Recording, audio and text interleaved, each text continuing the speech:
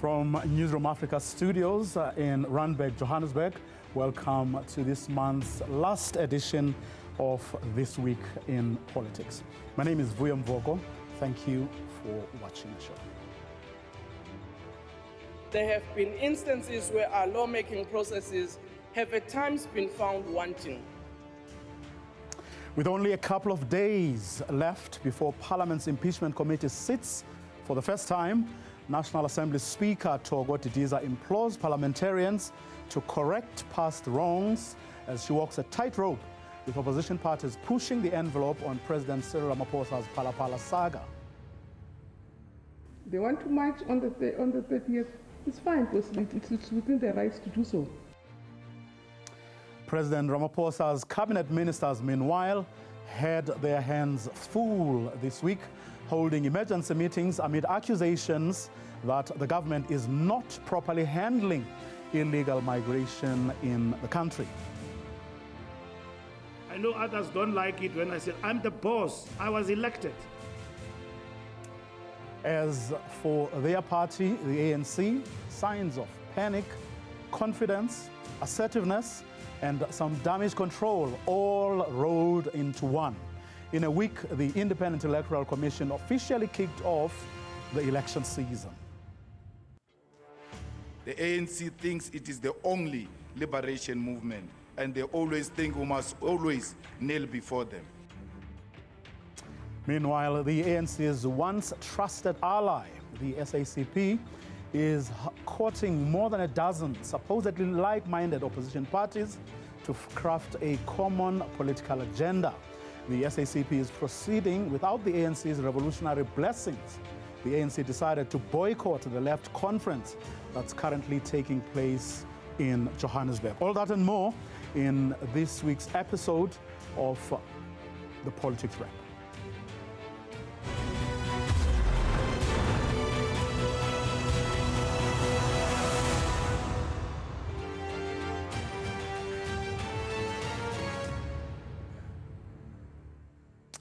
A busy week it was in Parliament, starting on Monday when the National Assembly Speaker announced the names of the MPs who will constitute the impeachment committee set up to fix what was botched in 2022. That's when, instead of referring former Chief Justice Sandile Ngcobo's Section 89 independent panel report on President Cyril Ramaphosa's Phala Phala matter, the ANC instead used its majority at the time to quickly clear its president and head of state. A couple of weeks ago, of course, the Constitutional Court set that vote aside. The panel found that the president had a case to answer. There have been instances where our lawmaking processes have at times been found wanting, as well as our rules and procedures. The recent Concord judgment has found that some of our rules are not consistent with the Constitution and therefore require review and amendment.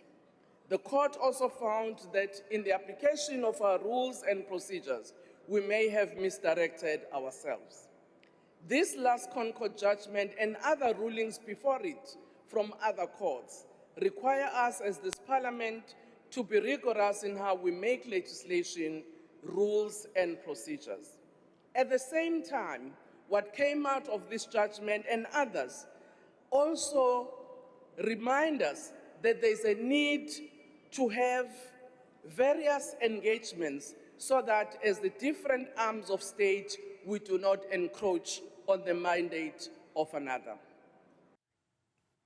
Those remarks by the Speaker on Thursday, coming after the President last week wrote to the Chief Justice's private office seeking consent to launch a civil litigation case against retired Chief Justice Ngcobo's report.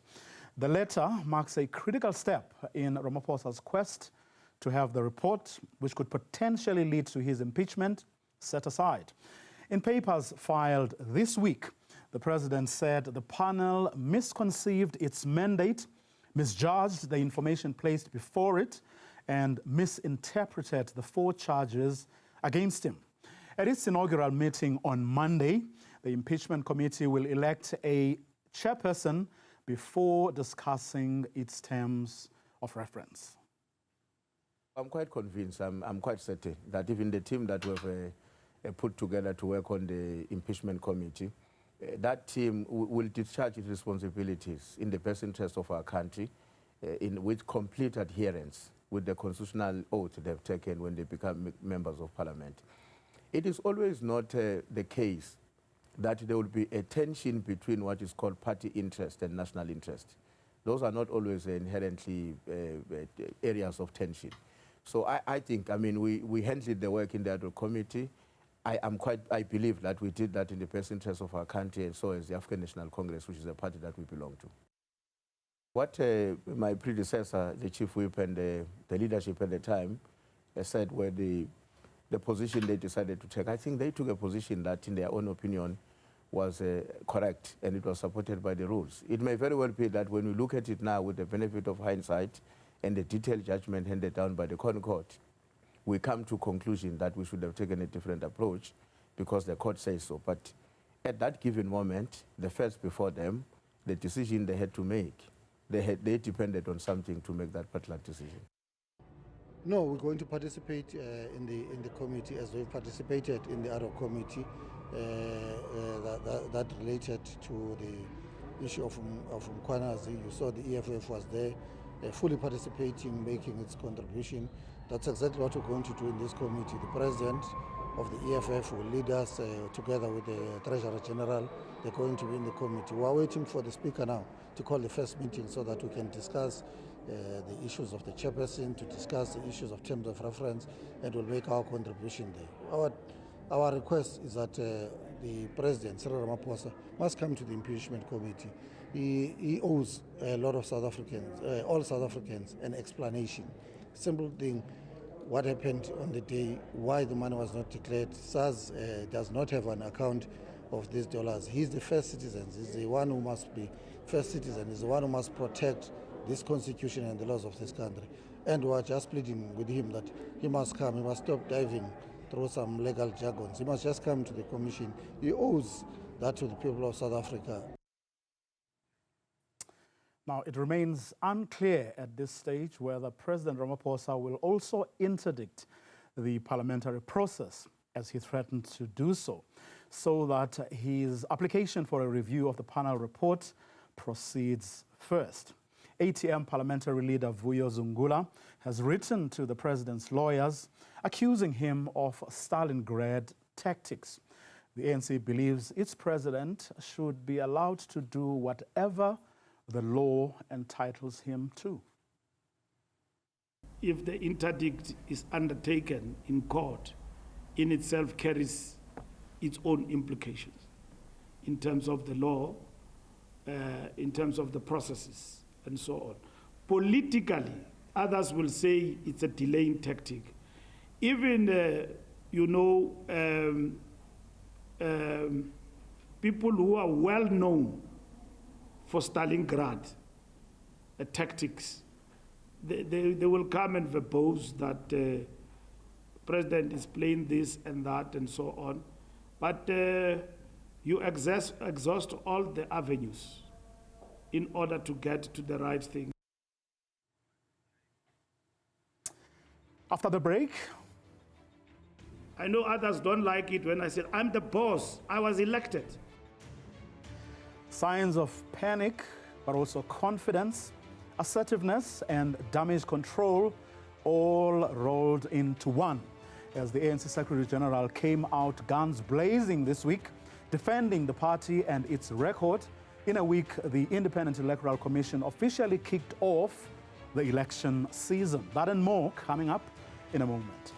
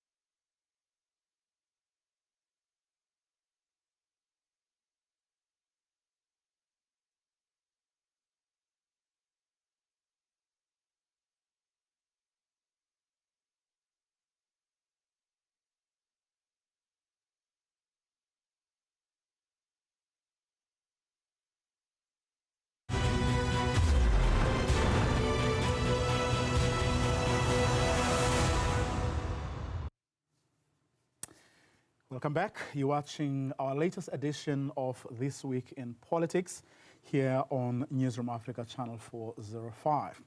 Now, in addition to ensuring that ANC MPs serving on the impeachment committee follow the party's marching orders, ANC Secretary General Vuyo Mvoko also wants to ensure that the party is electable come the November 4 local government elections, following, of course, their worst ever performance in the 2024 national and provincial poll.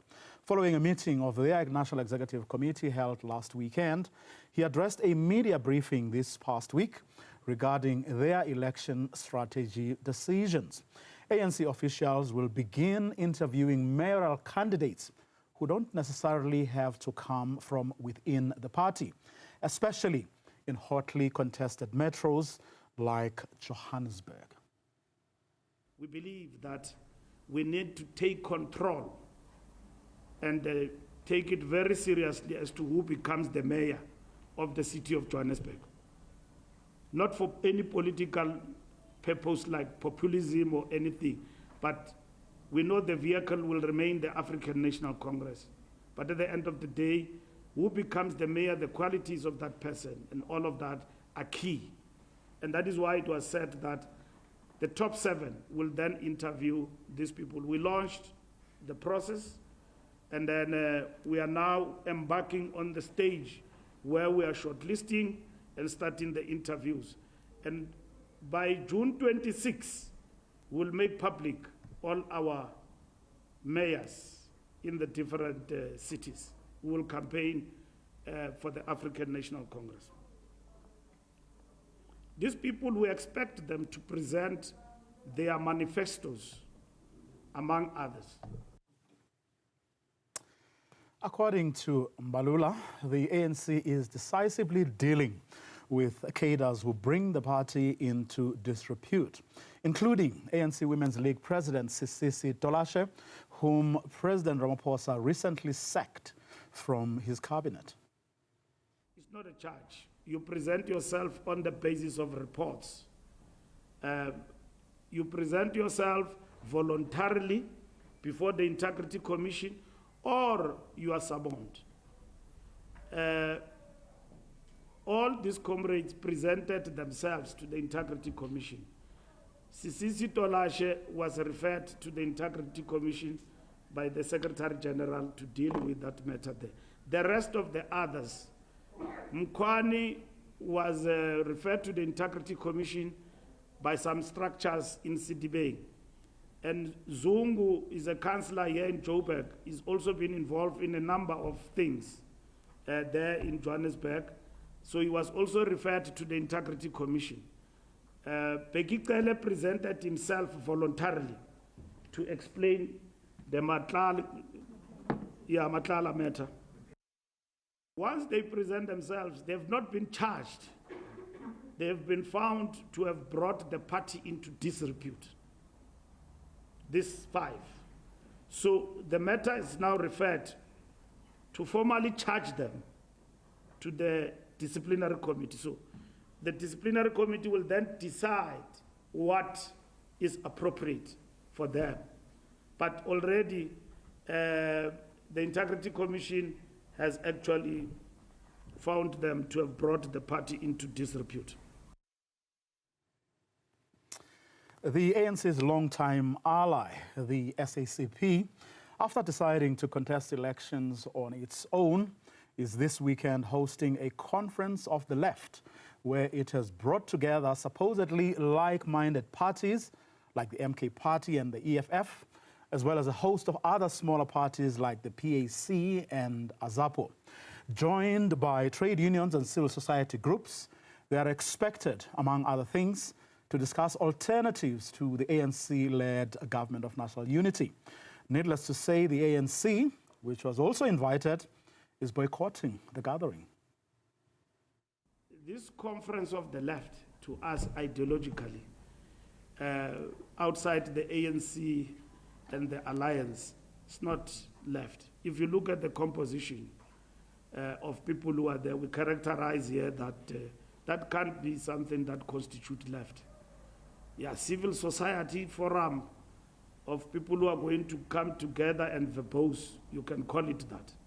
But left is debatable, and we make that respectfully. It's not. So, besides, we think we will have to take the Communist Party to task about that. But it's not a matter we are prepared to spend time on, to be arguing. We are not going to attend that conference. We've received the invite, and we'll write to the Communist Party and tell them that. Anyway, we were invited to speak for 5 minutes in that conference.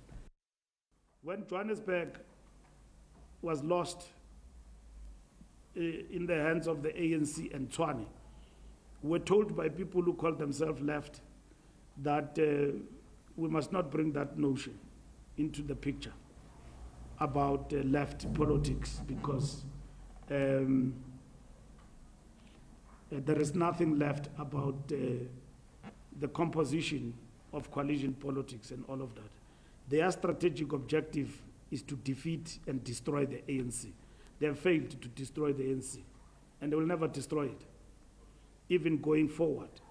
When the ANC invited them to a GNU, they started to play the rhetoric of left. We said, no, there's no left there. Say something, because we are working with everybody at the present moment. You even work with, if the ANC was to be weak to a point where it can't form government with anyone, wiped out in the elections, we believe they will dance on our carcass. And indeed, on Friday, the big parties attending the conference made no secret of their desire to dance to the ANC's carcass, which they accused of betraying the masses and the revolution. The ANC thinks it is the only liberation movement, and they always think we must always kneel before them. However, no political formation possesses permanent ownership over history, revolutionary legitimacy, or the aspiration of the working class. The alliance between the ANC and the Democratic Alliance was a profound ideological revelation, because it demonstrated the extent to which the sections of the ANC leadership have become reconciled to neoliberal governance and capitalist management. One cannot credibly claim commitment to radical transformation while governing alongside forces historically dedicated to defending white monopoly capital, privatization, and market fundamentalism. The struggle for the left is therefore fundamentally a struggle for the future direction of human civilization itself. It is a struggle over whether dignity will remain more important than profit, and whether, as humanity, will continue accepting organized inequality as natural and inevitable. This left platform must be guided by a democratic, non-racial, anti-colonial, and anti-imperialist political ethos. Let me repeat, comrades, that this left platform must, together, work towards assuming political state power and use that state power to destroy the legacy of apartheid and racism and form a powerful state that will intervene decisively in the service of the majority. All state organs, without exception, must be restructured to serve the people. Parliament should become, in reality, an organ of people's power and sovereignty. Representatives of Parliament should be elected democratically by the people to change policies and law in order to serve the interests of those that have nothing. The MK party, of course, also has its own issues to deal with.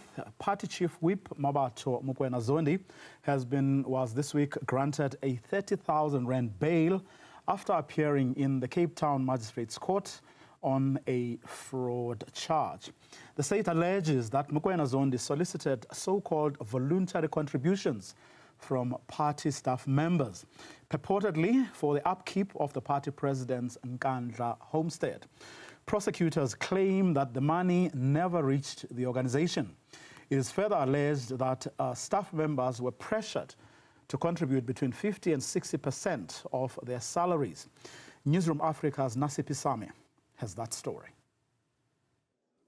About 233,000 rand was allegedly collected by Umkhonto weSizwe Party Chief Whip Mabato Mokoena Zondi through so-called voluntary contributions, purportedly intended as a gesture of appreciation towards the upkeep of the party president's Nkandla homestead and party headquarters.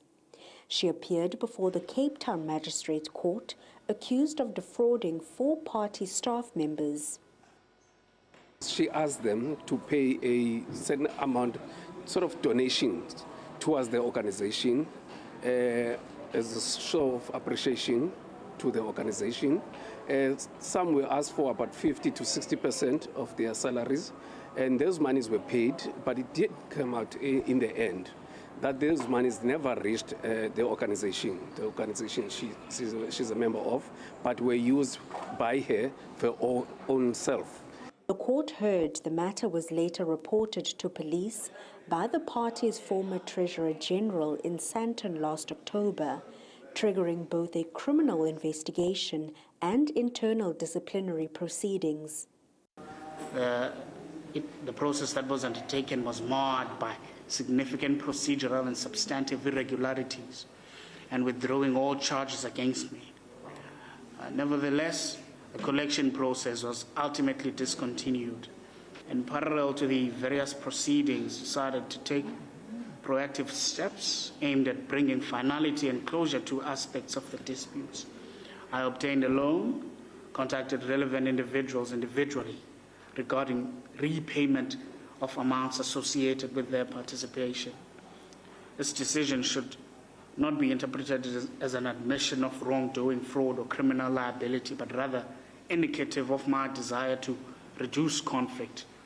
The court also heard that Mokoena Zondi had a previous fraud conviction dating back to 2016, while another fraud case from the same year was later withdrawn. She was granted bail of 30,000 rand with strict bail conditions attached. We're pleading not guilty, and then that's where we are. The state then needs to prove their case.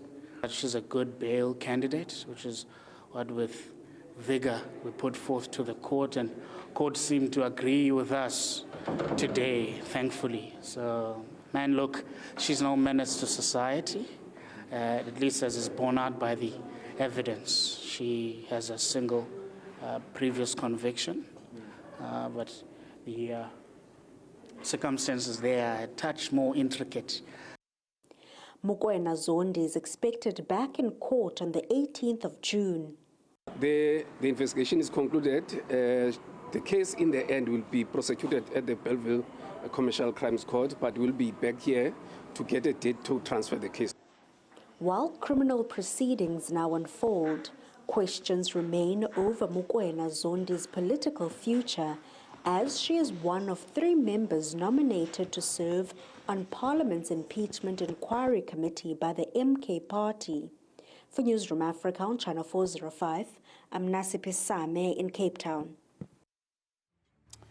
Well, shortly after that appearance in court of the chief whip, the MK Party released a very short statement. Let me read it to you. It said, the Umkhonto weSizwe Party acknowledges the charging of its chief whip in the National Assembly, Ms. Mabato Mokoena Zondi, and notes that she has voluntarily presented herself to law enforcement authorities. The MK Party reaffirms its commitment to constitutionalism and the rule of law. After the break, does the disparate group that is at the weekend, this weekend gathering in Johannesburg have what it takes to actually take on the ANC-DA-led GNU? Known egos notwithstanding, what will it take for them to do that? After the break, Our analyst weighs in on those and many other questions. Don't go away.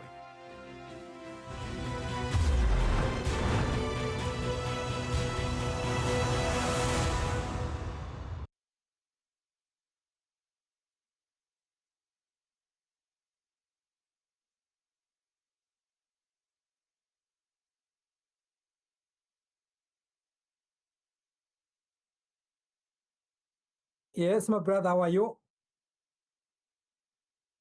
I can't complain. Even if I did, nobody would care. So what's the point?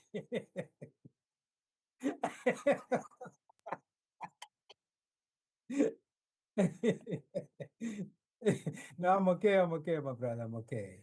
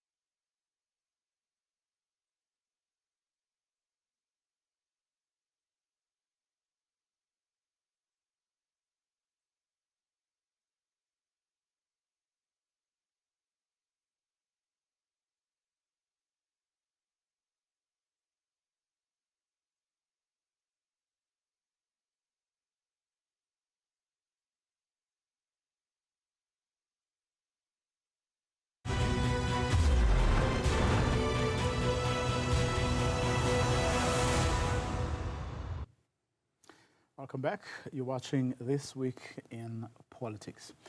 The ANC's once trusted ally, the SACP, is courting more than a dozen supposedly like-minded opposition parties this weekend to craft a common political agenda.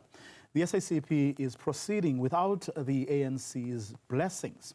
The ANC has decided to boycott the conference that's taking place this weekend. Now, to discuss this matter, we are joined by Professor Bheki Mngomezulu from the Nelson Mandela University in Gqeberha. Prof, thank you very much for your time. I really appreciate it. I watched the opening session of this conference of the left that is being organized by the SACP, and the first people to speak, of course, outside of the opening remarks of the SACP's own General Secretary was the EFF's President, Julius Malema, and the MK Party's Deputy President, Tony Yengeni. And they didn't mince their words about what they hope this conference is going to achieve, which is to displace the government of national unity. Do they stand a chance? Good evening, Vuyo, and good evening to your viewers. Yeah, what happened today was very interesting in many ways. One, the absence of the ANC is something that caught the attention of many people who were watching that particular gathering. And then to answer our question, it depends on what the resolutions will be at the end of this 3-day meeting. From what they were saying, like you correctly pointed out, that there was an address by the EFF leader, Julius Malema, and then there was an address by Deputy President of the MK Party, Tony Yengeni. And both of them gave you the impression that they are not happy about how the ANC has handled South African politics thus far. And therefore, they are arguing that the promises that have been made will only come to fruition if there is concrete agenda and a concrete resolutions that will be taken, and then assuming that this is what they are planning to do. That is one thing that stood out for me, that they're basically coming up with a solution to South African problems. Whether they will succeed or not, then I would say it's still too early. Let's wait until we see what the resolutions are and then compare them with the promises that have been made since 1994 and see then the extent to which these will take us to the promised land. What was interesting for me was that both leaders, Malema and Yengeni, are former leaders of the African National Congress. And just to take a bit from what Malema had to say, quote, "The ANC thinks it is the only liberation movement, and they also think that we must always kneel before them. No political formation takes ownership over history or possesses permanent ownership over history, revolutionary legitimacy, or the aspirations of the working class." Now, someone may say, well, very rich coming from people who were with that organization for decades and who protected it with everything that they had. Yes, indeed, Vuyo. This is normal in politics. You'll hear politicians saying that so-and-so is my friend and will remain my friend for life. And then something happens. Once they are on the other side of the table, they start saying that, yeah, I knew all along that this person was not trustworthy. But the question is, why did you stay there? And then why didn't you ask those questions? So this will always happen. But then on a serious note, I think that the fact that the EFF has been out of the ANC since 2013 means that they've had a number of years to look at the ANC from a distance. You know, what normally happens if you are part of the family, even if people are accusing your family of witchcraft, you will then argue and say, no, this is all hearsay, these are lies, and then come up with all defensive concepts to defend your family. But then the moment you are also bewitched by a member of your family, then you'll start saying that, yeah, I knew all along that my mother was not a good person or my uncle was not a good person. This is what is happening here.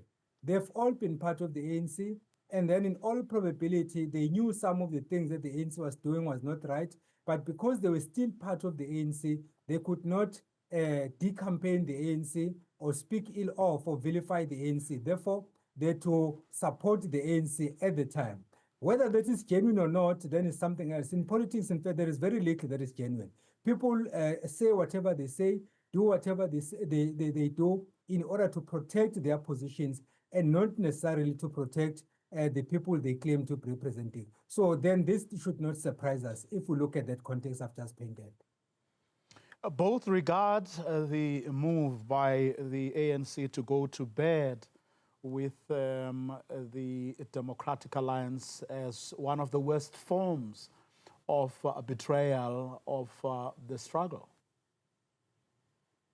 That should not surprise us, Putvo. You know that when it comes to forming coalitions, I happened to be invited by one of the legislatures I would not mention, where we were talking about how you form a coalition, a multi-party coalition, including this one. Which they call a GNU. What normally happens is that you look at different types of these coalition governments. One of them is what we call a grand coalition, whereby you bring together two political parties that hold divergent views on many issues. In this case, then, this would have been the ANC and the DA, because when you look at their views on domestic policy matters, they are two worlds apart.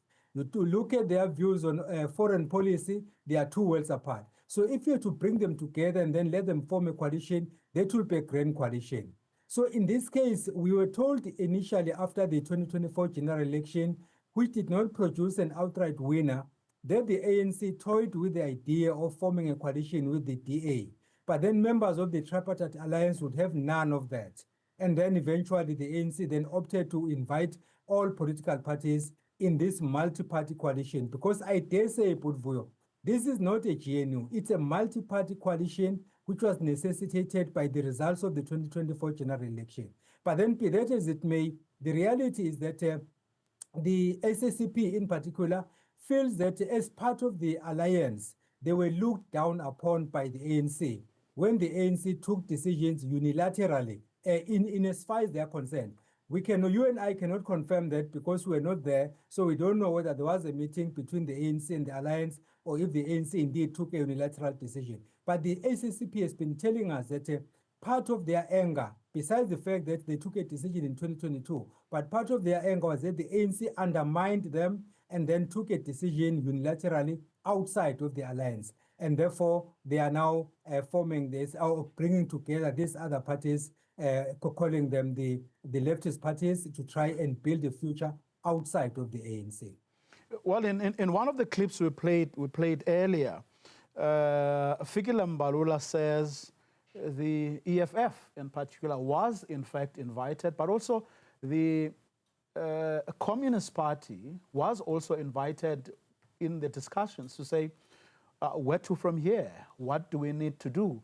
And he says instead, all they got was rhetoric. Like I said earlier on, we can neither confirm nor deny that because we're not there. You and I were not invited. If I was invited, I would have availed myself and I would have advised them differently, possibly. But in this case, we just hear the side of the SACP, we hear the side of the EFF, we hear the side of the ANC.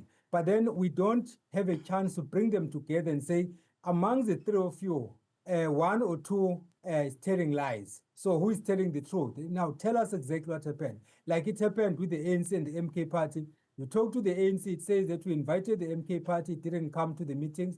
And then the IFP, we would say they didn't come to the party. You ask the MK party, they say, no, this is all a lie. So we don't know what exactly happened. But if indeed it happened, it will still be wrong in the case of the SACP. With the EFF, yes, of course, the ANC could invite the EFF, but the SACP is part of the tripartite alliance. So which means if you take a decision, then you must take a collective decision as members of the tripartite alliance, not to take a decision and then invite your partner and say, this is what I've decided, what is your view? Where did you decide? In what meeting did you decide? Because we're supposed to be around the table and then ventilate on the issues and then come up with a collective decision. So the SACP then has a case, in fact, unlike the EFF could have been invited. I don't know if it was invited. Then it would have come as an outsider, was invited by the ANC in the same manner that other parties were eventually invited. And then 9 of them answered the call and they are now part of this multi-party coalition government. Let's say at this conference of the left, they do manage to coalesce around certain things and reach some kind of agreement that they'll move together as a bloc, as Tony Yengeni was suggesting in one of the clips we played earlier. We know for a fact how, or the clips have shown us how these two parties in the main, and I'm talking here about the EFF and the MK party, are run. Julius is the EFF and the EFF is Julius Malema, as people like Floyd Shivambu have actually discovered, who, by the way, is also part of this conference. We've also seen in the short time that the MK party has existed that former President Jacob Zuma is the alpha and the omega. You know, it's his word or nothing. Now, how is this going to work in an arrangement that's got so many and disparate voices, you know, having to move together strategically, you know, to try and oust your ANC and DA in the main? That's $1 million question, Vuyo. My first take is that what would assist these parties that are currently meeting is that they must draw examples from other countries across the continent. What normally happens if you have a common enemy, it's possible for you to bury your differences, and then gang up against the common enemy. And then you will, in all probabilities, you will succeed. Then the question is, after you have succeeded, then what? This is what happened in Kenya in 2002, when 14 political parties came together and formed what is called the National Rainbow Coalition, or NAC. And they succeeded to remove Kanu from office. And then immediately thereafter, those internal differences that were there started now showing up. And then eventually that coalition was weakened and then eventually disintegrated. So in this case, then you have these parties that are coming together. They have a common enemy. In this case, in their view, it is the ANC, because the ANC assumes the position of President Trump of being big brother. So basically, there is the view that they are having. So they are saying the only way you can deal with the ANC is to come together, bury our differences, and then face this ANC. The question then, after the ANC has been ousted, assuming it will, then what? That is where then the issues we are talking about will then come in.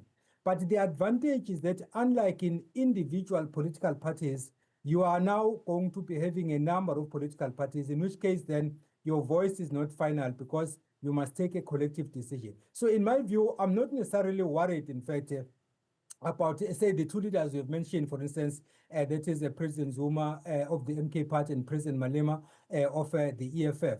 If they are doing what they are doing, or what people claim they are doing in their parties, they wouldn't be doing that if they are part of the collective, because this would be a collective decision. And then we still have the SACP, which might argue and say, we are the ones who initiated this meeting in the first place, and therefore, as much as we are not going to take unilateral decisions, but then we should be given a space to also have a voice in whatever decisions that will be taken. So I'm not worried about that.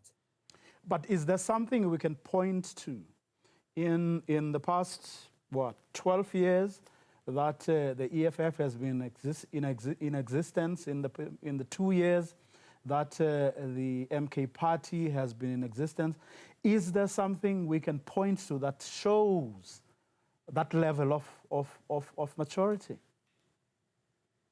Let's look at these parties not necessarily as parties that are in the same cage. If you look at the EFF was constituted or was formed in 2013. The MK party was formed on the eve of the election of the 2024 general election in December, on the 6th of December, in fact, 2023, just before the election. And the difference between the two, apart from the fact that they were established at different times, is that you have the EFF, which now has held conferences and elected structures that are going to lead the party. Then on the other hand, we have the MK party, which has never had a conference, an elective conference. It's currently operating on an interim structure. So if you have an interim structure, then it means that you have people who are just holding the fort until such time that you convene a conference. Please don't ask me why they have not convened a conference. I have my own views, but for now, I would say that that is one of the differences. But then the understanding is that when that conference eventually happens, we're not even sure if its president, that is former President Zuma, would still want to be part of that establishment.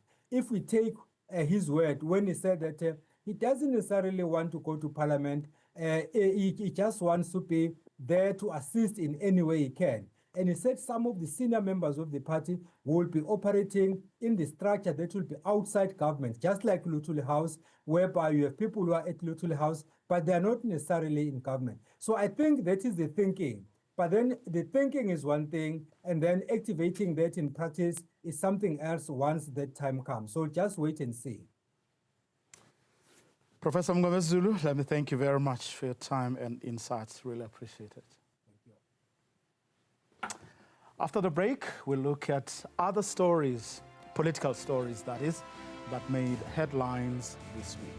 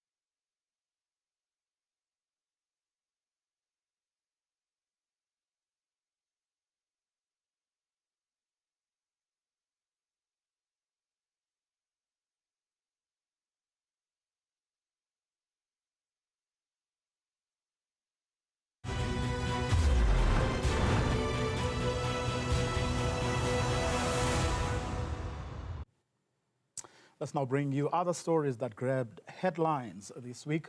The Independent Electoral Commission is prioritizing youth participation and a new social media code of conduct ahead of the upcoming local government elections.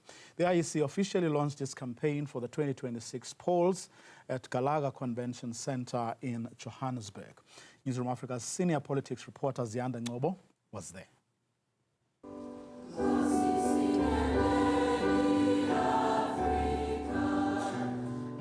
The Independent Electoral Commission says nearly 28 million South Africans are registered to vote. This has been achieved through various activations, including social media campaigns, community events, voter education and registration programs.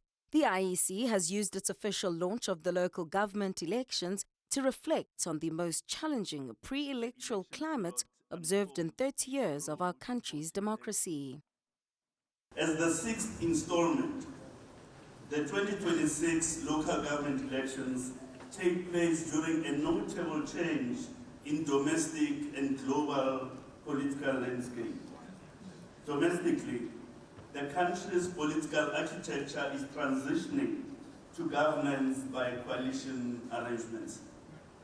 This change has come with a level of mixed public sentiment, with some being cautiously optimistic that this will enhance the quality of governance and accountability. For others, this change carries considerable risk of intractable deadlocks and instability that may impair the delivery of services to people. Not only is the Electoral Commission heading into the local polls with a budget that's insufficient for its needs, it is also contending against a backdrop of disillusionment with democratic function, reduced confidence in political leadership and institutions. With campaigning from parties on the horizon, the IEC has cautioned against muddying the waters with unsubstantiated attacks on the organization. Unfounded attacks on the integrity of our processes do not merely damage individual or institutional reputations. They inflict lasting injury on our constitutional fabric. The Commission welcomes robust public scrutiny, rigorous oversight, and constructive critique, and it does so transparently. In the work we do, there will always be something we want you to know and want you to see, and we want you to help us deal with as may be appropriate. Indeed, such feedback is vital for our ambition of remaining a global leader in electoral administration. Political analyst Dirk Kotzer says several dynamics about this upcoming municipal election are different, including having a government of national unity operating at a national level.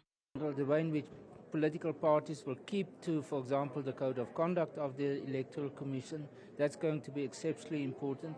That parties are also participating in a way in which it is seen as promoting the idea of democracy and not working against each other.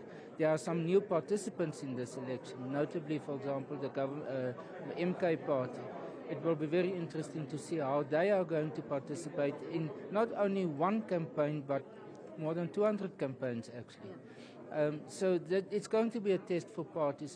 On top of the financial constraints and increasingly populist political environment, to name but a few challenges, there's also the advent of social media being abused to affect the integrity of information that reaches citizens. We are reinforcing the fight against the threat to information accuracy and electoral integrity through policy development. Based on the Constitution and other pertinent prescripts, the Commission will shortly issue a draft Code of Conduct on misinformation for public comment. The Chapter 9 institution says for 2 weeks in March this year, it has done a targeted door-to-door voter registration campaign across 212 municipalities, which yielded 300,000 citizens being registered to vote. For Newzroom Africa on Channel 405, I'm Zianda Ngobo in Midrand.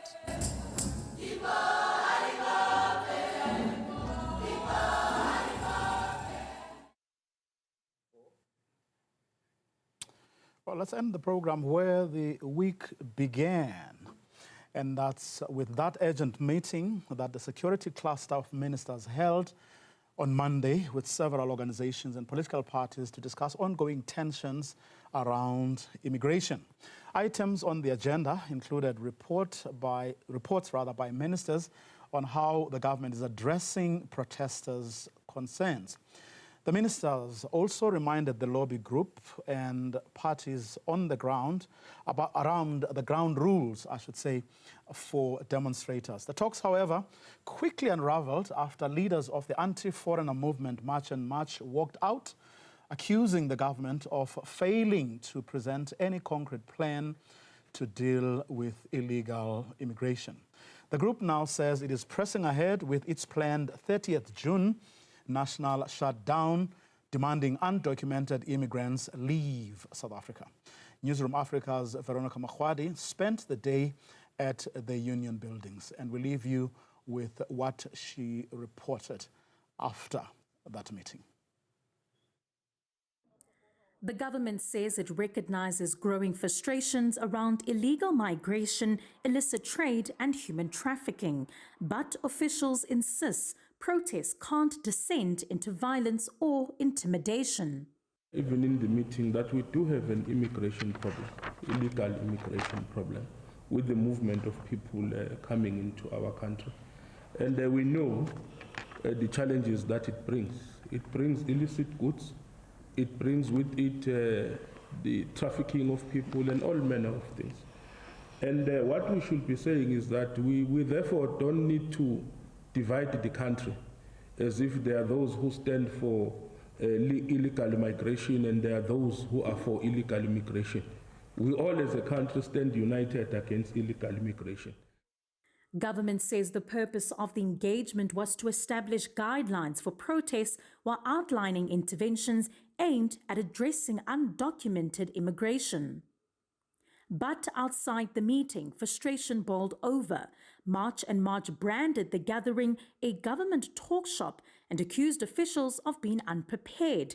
The group now says it's pressing ahead with its planned national shutdown on the 30th of June, demanding undocumented migrants leave South Africa. That the 30th of June date that we have given for the illegal foreign nationals to vacate the country, and they take it as just another shutdown that they've seen many. So for us it seems like it's a government that doesn't take South Africans seriously. South Africans are saying they have it enough with illegal foreign nationals and they want them removed from this country. That's basically what the South Africans are saying. Two, we want to make it very clear that our call is an anti-xenophobic call. It's a call that takes the national security of the country at hand, and we want to protect the South Africa as South Africans. Ministers acknowledged migration pressures, but warned against rhetoric that could fuel xenophobic violence. When these marches started, they were localized. So from a national JCPS, we don't react to marches that are localized or within a province. So when it's a municipality, we leave it to that province, the local district to deal with it. When it's a province, it's the provincial JOC that deals with it together with the teams. But what brought us one was that the marches were now starting to be national. So that's how we draw our attention. It drew our attention because they are now on almost all the provinces that there are marches. But again, as Minister Motshekga, they are starting to be violent. Meanwhile, Defence Minister Angie Motshekga sought to downplay fears around the planned June shutdown, insisting the right to protest peacefully is protected by the Constitution. It's a constitutional right to it within the frameworks of the law. Only police can ask for identity from people, not any other citizen that goes about and say pass and not pass. So to really confirm that they have the right to. So when they say watch the space, I'm saying if the whole country can come out, it's allowed. There are steps that have to be followed. You have to notify police, they have to plan with you, you must have marshals. So It's not as if really you have to watch the space because it's legal. The high-level meeting took place on Africa Day, which celebrates unity, solidarity and cooperation across the continent. For Newzroom Afrika on Channel 405, I'm Veronica Mahwadi in Pretoria.